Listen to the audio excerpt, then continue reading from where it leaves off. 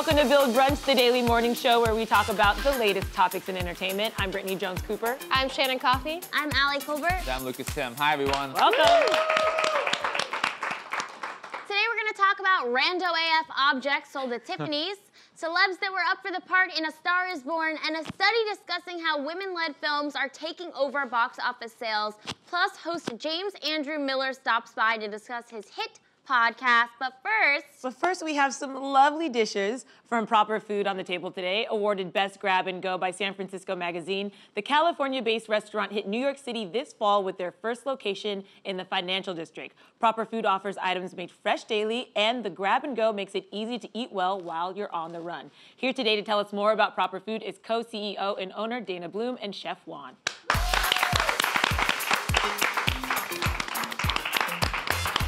Hi.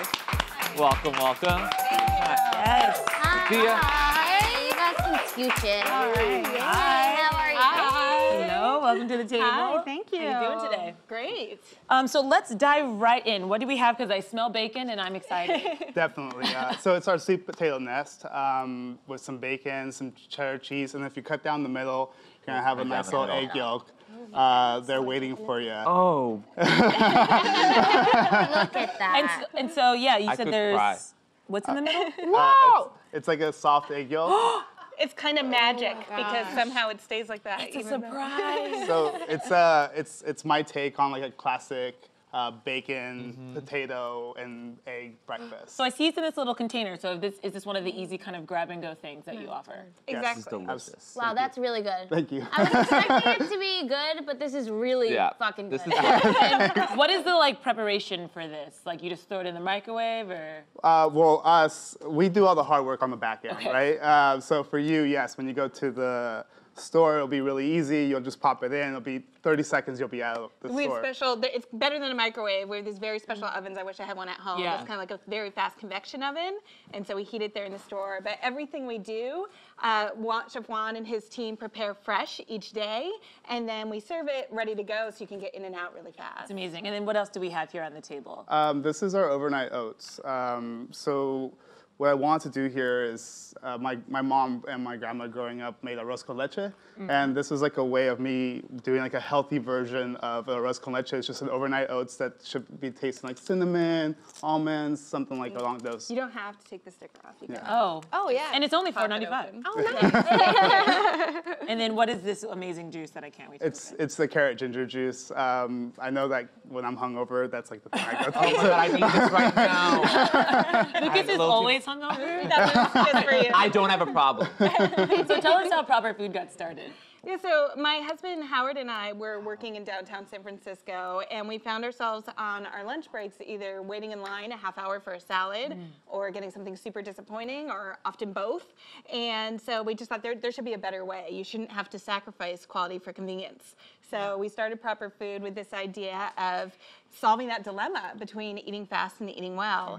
And we were very lucky that we met this guy right at the beginning. And he really elevated the menu even beyond what we initially concepted. Chef Juan comes from a Michelin star background and is really passionate about making that quality of food. Yeah, the guy over here. Making that quality food accessible to more people than could ever eat in that kind of environment. Yeah. And so I will always remember when he first suggested we do an octopus salad, and Howard and I were, are you sure that's going to actually sell in this format? But it's been one of our best sellers throughout, and that's the thing. It's food you wouldn't expect to find, not even just in grab and go, but really in fast casual. Yeah.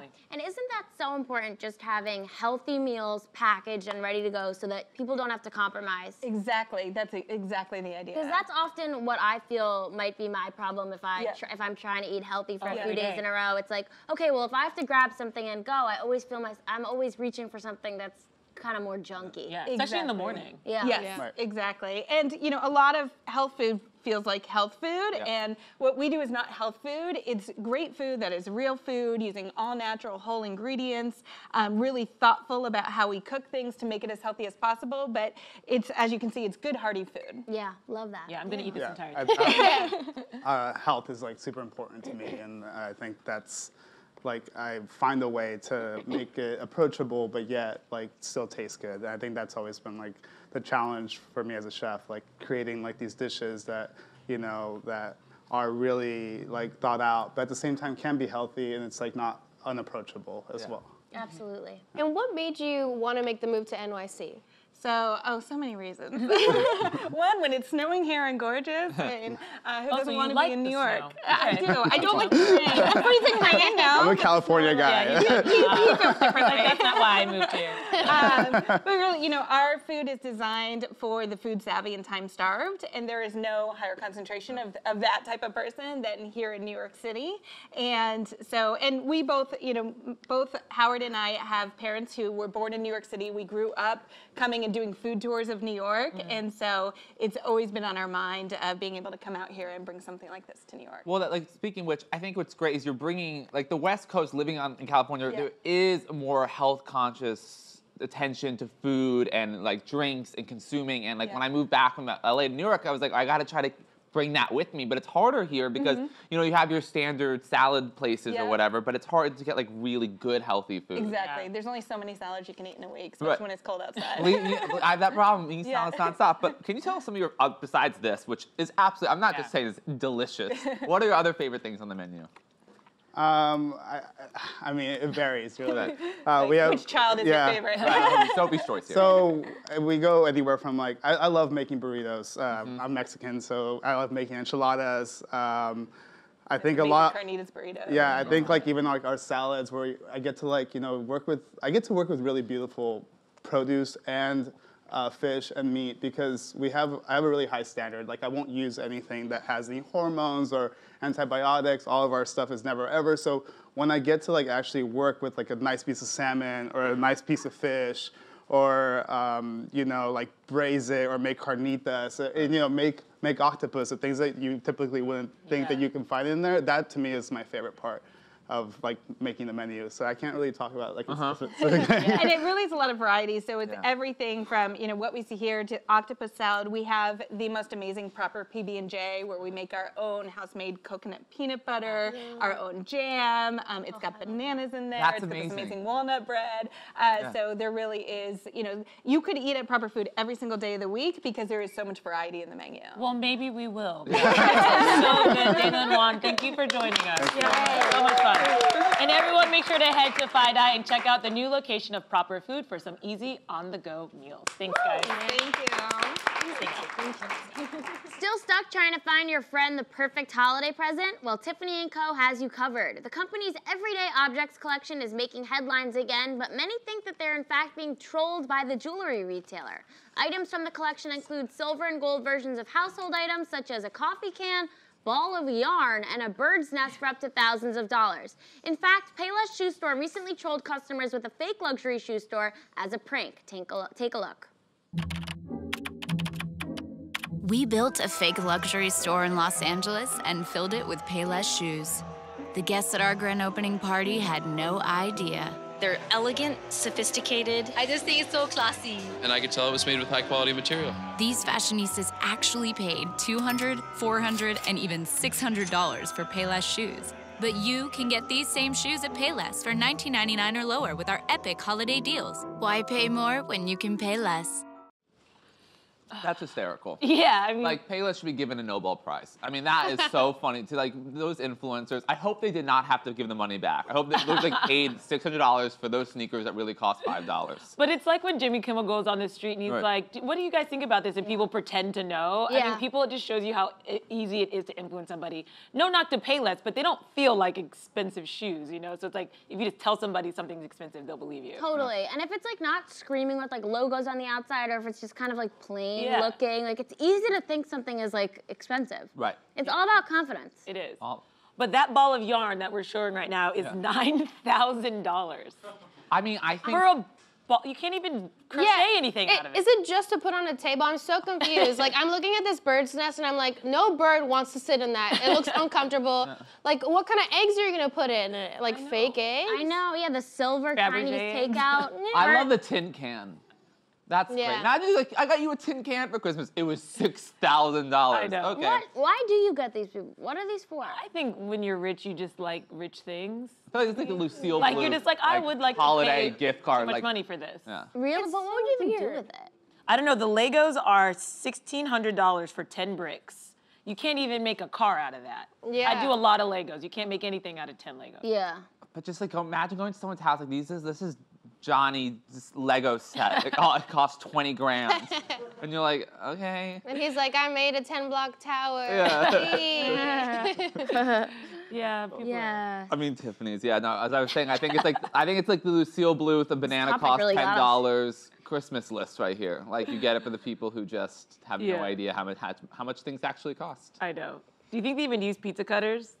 No, not with their hands. Maybe they like pay someone who's beneath them to be like, here, hold this. But would you even let someone else hold your $1 million pizza cutter? The pizza cutter is the one thing that like has a use though. That's true. Like everything else just sits there. The Was pizza, that the protractor? That was a protractor. oh, I guess. the protractor for one bougie ass 5th grader. Can you Yeah. imagine? Walking into math class. Like everyone's gonna need a geometry? protractor, and they're like, "Look what Maximilian brought." He's like, "This is my protractor, mama."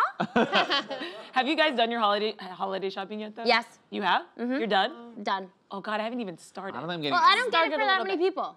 My mom and my dad and my sisters and my girlfriend. Okay. What about you? I haven't even started. You have a lot of more just little people. I have like 17 Yeah. nieces and nephews, no exaggeration. So I like a probably small won't get them school. anything. Yeah. That's a full-time job. I feel like someone should pay you to like do that. I agree. Yeah, you're It's so basically expensive. Santa. I don't have any children, yet I am broke every Christmas. It doesn't make any sense, but it's for family, and they're my littles, and I love them. But I haven't even started. I will most likely go on like the last day that you can get something delivered for Christmas, and that will be when I shop. I get that. Yeah. I have a lot of cousins who are a lot younger than me, and I remember last year my grandma gave us all, older cousins and younger cousins, a $20 donation to the New York City Ballet in our name. Oh.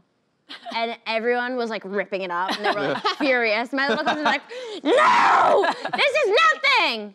It's like when you get it's like when you sponsor a panda in China. Right. Like, where's my panda? Yeah, no. You're like, can yeah. I meet this panda? Yeah. But it was nice that you were like, "Aw." Yeah, I was trying to be nice. Yeah, no, the point was it was horrible. But, yeah. But for your aunt, that was a good idea.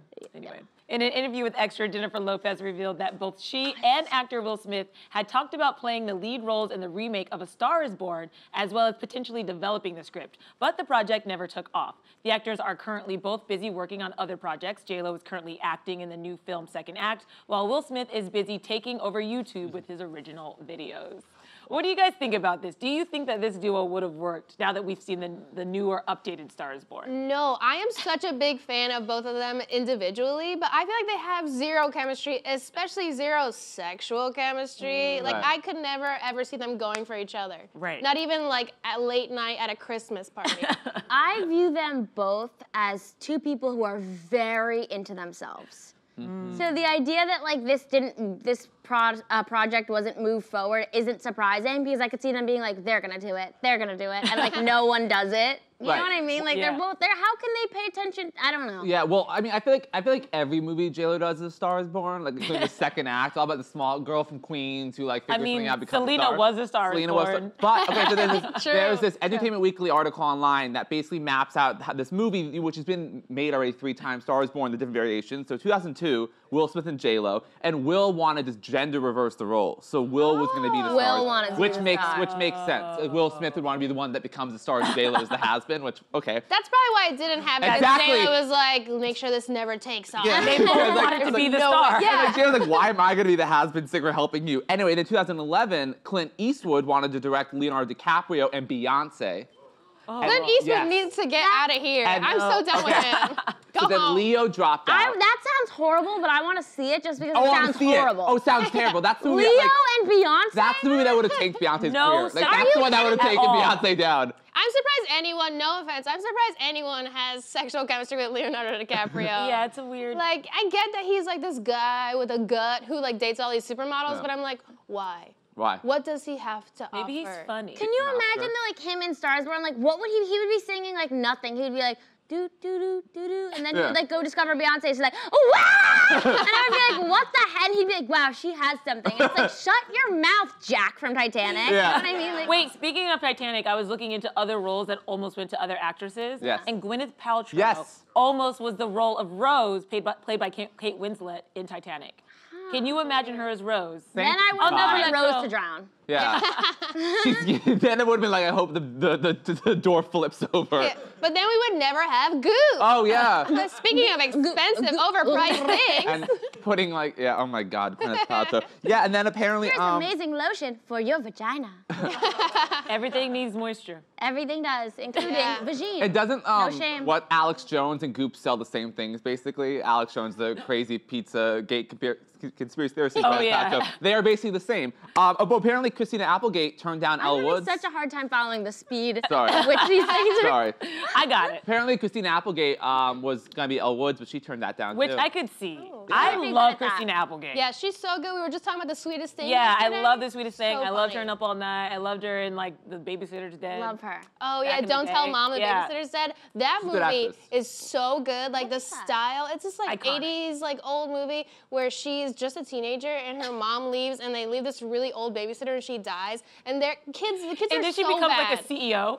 You're like, what? And she's amazing. Like she takes down sexual assault at the office. Like, she my just God. kills it. It's so hot. So good. Remember she was in that movie where she played a stewardess? I think Gwyneth Paltrow. View from the yeah. top. Oh, View from the top. top. Yes, but she's the mean stewardess who Yeah. thinks Gwyneth Paltrow. She's like, you're never gonna fly international, bitch. I'm like, whoa. And that role almost went to Kate Winslet. That's But good. Shakespeare in Love almost went to Kate Winslet. So they did a role reversal, and both of them won Oscars Everyone for their loves respective Shakespeare roles. in Love. Oh, I don't like that movie Who either. gives a shit about that movie? Everyone thinks it's amazing. It sucked. Yeah. Wait, another person. Matt LeBlanc was offered the role as Phil in Modern Family. No. Yes, and he turned it down. Wow. Weird. Which was Ty And Burrell is the only person who Yes, can play Phil. 100%. Like, that would have been so weird. Courtney Cox was originally going to be Rachel in Friends. Oh, yeah. Yeah. And I was originally going to be Shannon. Shannon was going to be Brittany on this show. I knew it was gonna go there. I was like, wait, who was gonna be us? Yeah. Crazy. yeah. Oh, that's amazing. And then Sean Connery was supposed to be Gandalf in Lord of the Rings. That's the one. I'm glad he turned that one down. We all can Ooh, agree. another Ian one I McKellen. found. John Travolta was supposed to play Forrest in Forrest Gump. Stop. That is Can you so imagine? sad. Oh. He's like, hey, life is like a bucket Yeah, of chocolate. yeah. He's like, Just the grease lightning. No, John. We're not dancing in this No, film. yeah, there's no dancing in Forrest Gump. Can I just say, the difference between young John Travolta and old John Oh. Travolta?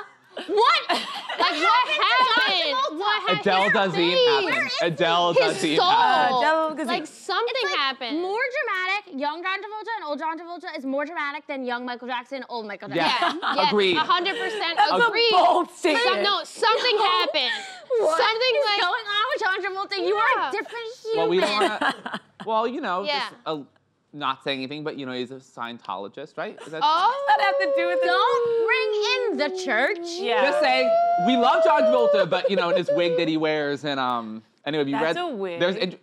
What the Have you wig? seen him without it on? Wait. I'm joking. Hey, oh, okay. Yeah. Yeah. Oh, yeah. Never mind, John never Travolta. mind. There's stories of John Travolta. Guys, go online, just do John Google Travolta it. LA Fitness or whatever. and Google read John some Travolta stories. LA Fitness. But Have on, you read it? Yes. Yes. but on a not related thing, Tom Hanks Allegedly. has aged very well. Yeah. Right? Yeah. Because But he's no in one- a happy marriage. He still looks like Tom Hanks. Oh. No one's Allegedly. aged as well as Jeff Goldblum, though. Oh my God. my He has gotten God. finer with time. All over my feed, nonstop, and people are like, "Daddy, Daddy, Daddy, Daddy, Daddy," and he's like, "I love my fans, call me Daddy," and I'm like, "I can see your nipples, like when I close my eyes. Like, please, calm down. Like, he needs to behave. I really think we need to talk to him and say, tone it down." Jeff Oh. Goldblum definitely makes sandwiches and fucking slices bread with those nips. He's Yes. He's literally so Yeah. amazing. I'm obsessed I have with seen him in person, and he does have a Because he's glow so to tall, him. and he's got the salt and pepper and the glasses. And, Love him. call us Jeff. Oh, so exciting. Well, a new study by the Creative Artists Agency and Shift 7 shows that blockbuster films with female leads dominated those with male lead at the global box office from 2014 to 2017. Notable flicks that made the cut include Gal Gadot star Wonder Woman, Disney's live-action Beauty and the Beast, breakout hit Girls Trip, and heist comedy Ocean's 8. Yeah. Yeah. Woo! Can I just come clean about something? Because I just saw a picture of Moana. I had a dream last night when I was with my friends, all my friends, and we started singing How Far I'll Go from Moana. Wow. Like full out breakdown. That was my dream. Great dream, because I love Moana. Yeah. Whoa. Unifying. Unifying. Very unifying. I'm all for women-led films. This is what I have to say about this fact. Do I have something on my face? No. No? Okay, this is what I have to say about this fact. Duh. Yeah. I was like, Duh. Yeah. Women films Yeah, are duh. better than men's films? Obviously. This isn't new information. But I would go one step further, and we know this from every marketing study ever, is that women are the ones who spend money. Women are the ones who choose the families for their films, for their families, for their husbands, for everybody. So you have to cater to and market to women, and so this just makes sense. Right. And we need more films with just women. But they're still so underrepresented. Like the study also said a woman were a fourth of sole protagonists in films in 2017 and only a third of major characters. And of all films with over $100 million budgets, 75 were led by men, 19 were only starring women. So it's like, this is what this test, CAA, which is trying, a huge talent agency is trying to prove to show studios, like, make big blockbuster films starring women and you'll get not only more money, but you also put these women out there and...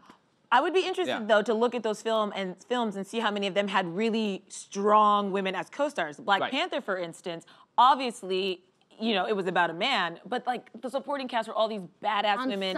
Yeah, and those are all what got pulled out and was celebrated. So I feel like even if it has a man in the lead, the supporting cast is probably like some badass women. Yeah, of course. Yeah, I'm not saying every film. Yeah, no, I'm just saying it would be interesting to actually like cut it down even more. We don't want to see women as the stars. Stop trying. Stop pushing it. I thought this was interesting, and it made me realize that I watch so many like teen shows and like teen films because I feel like they're more likely to feature female leads. Right. Have you noticed that? That's true. I feel like CW shows always have strong female leads in them, and I like did not realize. Well, because that. I think the networks think that is the viewer they're going towards. They want a teen girl to watch the show, while movie studios thinking, no, we are the people who buy tickets are guys, are me, basically, which is not accurate. Not true. Which is not accurate. Funny fact, I used to work for this company, this like movie company that had these recap videos where it'd be like, you talk about what movies are in theaters. And they had like, everybody else who was a host was a man, and they fired me because they were like, you just don't look like you're into movies. And I was like, what do you mean? And they were like, well, you know, look at the other hosts. And I was like, they have penises? Right. Or you just liked different movies? Yeah, and I knew more about the movies than the other, you know, the other men. Right. And I was like, what's up with this? And they fired me because they were like, women don't like movies. Have you ever seen a woman in a movie theater?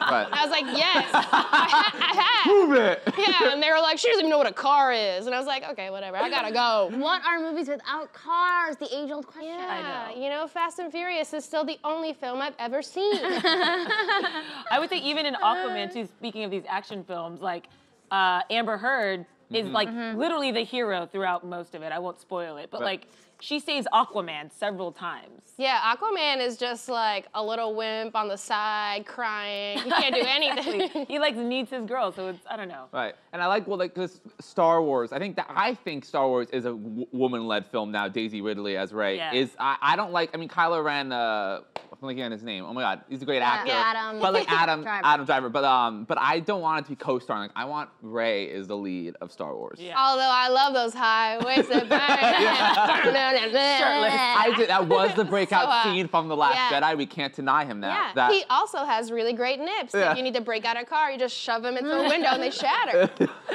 Are there any other female-led films that we're looking forward to? I can't really think of Mary any. Poppins. Oh yeah. I mean, I want to see that. I mean, I think it's gonna be good. So. That's about the nanny. Yeah. Yeah, the British nanny. Not the Fran Drescher nanny. Right. Cardi B's in it. Yeah. Same movie. I think of other ones. Could but- you imagine Cardi B as Mary Poppins? Oh, it would be really great. She comes in on the umbrella. Did On the Basis of Sex come out yet? The Ruth Bader Ginsburg? Yes. That came out? The documentary came out. I don't think No, it's the documentary film. came So out. I'm looking forward to that one. Yeah. Oh, yeah, that's Yeah, pretty good. that'll be really good too. Oh, I saw Armie Hammer and Justin Theroux hanging out the other With day on their RBG? story.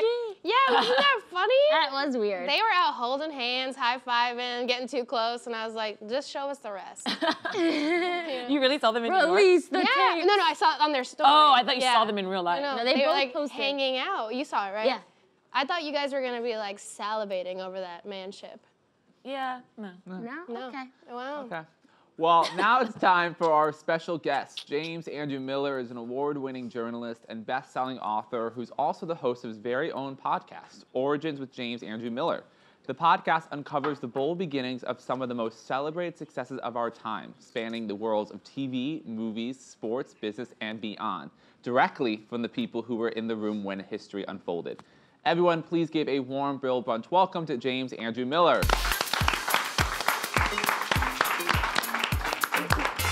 How insanely good is that? So good. Nice to meet you. Lucas. Nice to meet you. I'm Alex. Hey, Hi. thanks for having me. Hey, nice to meet you. How are you? I love Good, your how are you? glasses. Oh, thanks. Somebody just told me that it matches my sweater. I'm colorblind. Oh, So I had no it idea matches that was perfectly. going on. Well, then I planned it. Jim, I'm so happy you are here because I'm an avid podcast listener, and I just heard an ad of your podcast from one of my favorite podcasts. I was like, I got to check this out. So the fact you're here, we get to talk about it is So great cool. for me. But can you tell us a little bit about the podcast? Yeah, I mean, the podcast is based on my belief that good news travels slow. So basically what we do in the stories is we just trace the pedigree of something that is really successful, but we talk about how it started. And so did Curb Your Enthusiasm and Sex and the City, Alabama football, we just did the beginnings of Saturday Night Live, season 44. So went with the cast and over the summer and hung out and talked about what the plans were for the new season.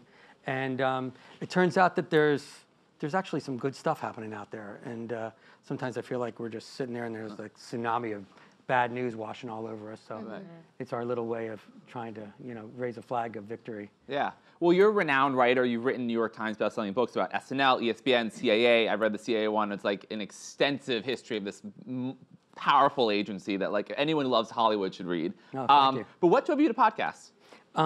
It's actually, it's a whole different experience. When I was going to do Sex and the City, people said it's been out for like 20 years and been written about so much. But it turns out I've been really happy that so many fans of the show have come to the podcast because it's a whole different experience. I mean, you can read an article about the show, right? And an interview with one of the people. But when you hear like Sarah Jessica talking or, particularly Kristen Davis, who can't talk without laughing in the middle of it and stuff, it's a much more intimate experience. And so you kind of like are sitting there with your headphones or in your car with your friends and stuff, and it's just a whole other level. And, I really like the storytelling capabilities of it because of that. Yeah, and so how do you find the stories that you want to dive into? It's pretty selfish, I'll admit. It's stuff But you're interested in? It's stuff that I'm really just interested in. Sex and the City, I have to give credit to my daughter, Sophie, because she's like... You're not the big fan. You know what? I was a fan, but I hadn't really thought about it. And she was like banging the table, and she proved to be right, of course. But it's just, music, sports, television. Next year we're gonna do relationships, beginnings of relationships. And, it's kind of like, I don't know if any of you remember the game Chutes and Ladders. Yeah. And you like there's some, Larry David was describing with Curb Your Enthusiasm, you take a couple things that turn out really well, and then you're going along, and then all of a sudden you hit this big pothole, and you fall down, and how do people get up, and how do they rescue themselves, and what are those delicious little moments that you think, oh crap, if that hadn't happened, we would have never been able to make this, or, this wouldn't have happened. Cynthia Nixon was talking about when she was cast for Sex and the City, she was about to take another part. Wow. And her manager was calling every single day saying, you got to pick her, and they weren't ready. And it was like the threat of her taking another part that convinced them to take Cynthia. Wow. And I don't know, I can't imagine that show without Cynthia Nixon. Yeah, that part almost went to Kate Winslet. It's crazy. So it sounds like you guys have to do a ton of research as well. So what is that process like, just to make sure you're getting all the facts and everything put together? Yeah, I was 6'4" and blonde before all the research. I'm a little obsessive. That's why these books are so long. Right. Kind of tend not to date topics or marry them. So you just got to go down the rabbit hole of them. And, one thing, I write these outlines, and then later on I look back and you realize that the outline is really like a starting point, because all of a sudden you're researching and you're talking to people who you aren't going to even interview. They're giving you stuff on background, right? Especially like when it came to why the third Sex and the City movie didn't happen. Like I was talking to a lot of people, don't quote me on this, but, and so all of a sudden you start to realize that the reporting leads you to different parts of the storytelling. And that for me is like, that's the most exciting thing, when to find something about a show that started 20 years ago and has been written about so much, but we made some news, and we gave Sex and the City fans something to think about that they hadn't heard about before. So that's fun. On that note, have there been any really big surprises that shocked you? Well, I mean, look, I think that when found out that if the Sex and the City third movie was going on, they were going to kill off Mr. Big. He was going to have a heart attack in the shower early on in the movie, and I think that that straightened some people's hair. And but I think with every single chapter we do, try and do something that people haven't heard about before, and so it's another level of storytelling. That story in particular about Mr. Big, dying in the third movie caused a lot of headlines. And I think to some extent alters fans' perceptions of like the show that they love. They're thinking like, oh, that's what would have happened? Like, how does it feel to have been, a vehicle for that information and sort of influence the culture in that way? Well, I'm Jewish, so I feel guilty about it. I'm with you. I mean, look, I think that, Michael Patrick King, who wrote the movie and who wrote most of Sex and the City, he's utterly brilliant. I mean, and he's so good in this podcast because you hear him talking, and the guy speaks without an or an and or any kind of hesitation. I mean, he's so lucid and so thoughtful. And I think that one of the things that he was just trying to broaden the whole arena, I believe. And, obviously with Big out of it, it gives the four women much more of an opportunity to find each other again and learn from that. And Carrie's obviously got a big storyline with that as well. So I guess that was the big part. The other part was just for so many years, the show, fans of the show had thought that these four women really got along together, and then the first two movies, and then Kim bowed out of the third, and all of a sudden people were throwing erasers at the chalkboard, and cats and dogs were sleeping together. I think that part in particular was tough for fans because they always felt like all four of the women, really got along. And by the way, it's much harder when it's four actresses. I mean, if you were going to do like Goodfellas again or something like that, and it was a bunch of guys, I don't think the press would be all over it the way that. I mean, it's a much higher burden for women in that situation. Yeah, right. If one of the women backs out, we're like, you hate her. Right. And all the editors are like, cat fight at 12 o'clock. Right. So. And you touched upon this earlier. Maybe someone says something to you and they're like, oh, I don't want to. I just wish I didn't say that. Is there something that's like, does that happen often, that someone says something and they're like, okay, I don't want this in the podcast? Yeah, I mean, sure, and it happens in the books too. I mean, I'm probably going to get killed for this, but like, I'm trying to run a marathon, not a dash. So I feel like if somebody says something and all of a sudden they're kind of like reaching into the microphone to take it back, and I say to them, well, you know what? You didn't say off the record, so I got you. Well, that might get me that sentence out there. And even if that sentence makes a lot of news, and believe me, particularly with the Saturday Night Live book, there was a lot of toothpaste out of the tube there that could have made a lot of, but like, what's the point? I just don't want to play gotcha with people. Yeah. And then the next time you call somebody and you say, hey, I want to sit down with you. You go, yeah, but you burned so-and-so. And, it's just, I don't know. It's probably, I don't know. I go back and forth on it sometimes, but I think that more times than not, if somebody feels bad about saying something, or if they say something that's going to really, I guess this is my biggest dividing line, sometimes they say something that's going to really hurt somebody else's like family, or if they're going to hurt their reputation or something like that. Not my. I'm with you. Not my thing. That's nice. I mean, maybe. Great job not being a monster. Well, that's my next career. No, but it's just not worth it. Speaking about what's next, what other topics do you want to cover on your podcast? So 2019, we're going to get into music in a big way because I'm a music freak, and there's a couple great groups that we're going to talk about their early days, and I'm really excited about relationships. There's two in particular. I don't mean to be a tease, but there's two in particular that we're going to do, and they're both very high visible celebrity couples, and it turns out, I mean, just because they're celebrities, it doesn't mean love is easy, right? Right. Love is probably a lot harder because if we're dating somebody, we don't have like 700 paparazzi waiting outside our house, or to start rumors. And the idea that these people meet, and they meet under this big spotlight, and everything they do and everywhere they go is dissected a million times. And then all of a sudden, one person's career takes off and the other one's goes down. Like, how do you, what's that like? I mean, and by the way, one of them, it's a complete reversal. When they got together, you know, he was like this and she was like this, and then all of a sudden, and you know, and they got married, and in the course of this, they're like this. It's like, I mean, that's a tricky thing to handle for anybody. Yeah, you are a tease, because now Yeah. you're talking Now about that- specific. now, like, who is this? the First I thought couple? Chris Pratt, not Yeah. Ferris, and Now I I'm was like, thinking no. Demi Moore, Ashton Kutcher. Yeah, there's so many couples we could choose But from. she got, okay, now Yeah, let me now thinking it's- about who. When he first married her. Right. Well, we can't wait to listen to that. And Jim, thank you so much for joining us. Thank you for having me. You can listen and subscribe to Origins with James Andrew Miller on Apple Podcasts, Google Play, and Spotify. That's all from us. We'll see you tomorrow, same time, same table. Bye, everyone. Thanks, guys. Thank you so much for coming.